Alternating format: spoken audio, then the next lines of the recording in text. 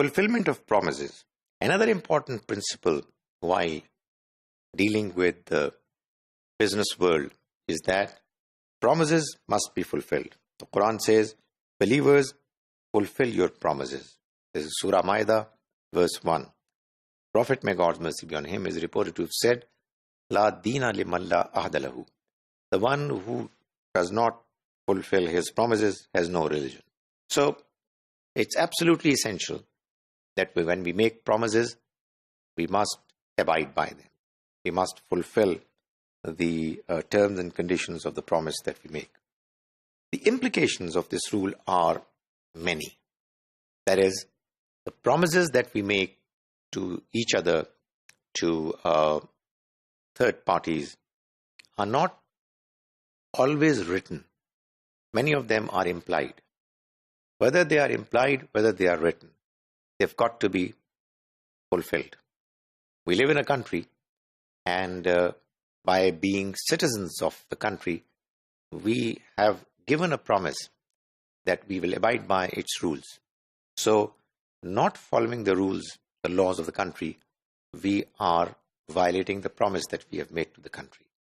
Likewise, when we are relatives, we are children, we are parents, we are siblings, we are friends, we are in the business world dealing with each other, we are employees in an organization, we are employers, etc. No matter what role we play, we are teachers, we are students, we are locked, bound in certain agreements, promises that we make to each other.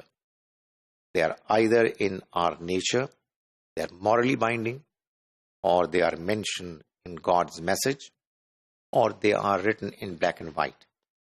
But the implication of the rule that once we make a promise, we are bound to follow it and abide by it as a believer, or else we will be negating the very fact that we truly believe. There could be a few exceptions to the rule. One is that if the promise is illegitimate or impossible to fulfill, sometimes we incorrectly, either knowingly or inadvertently, make promises which are wrong, which are illegitimate. All those have to be cancelled. Likewise, sometimes it becomes impossible for the promise to be fulfilled. In these cases, the Quran mentions that when we break our promise, we should make a compensatory payment, kafara.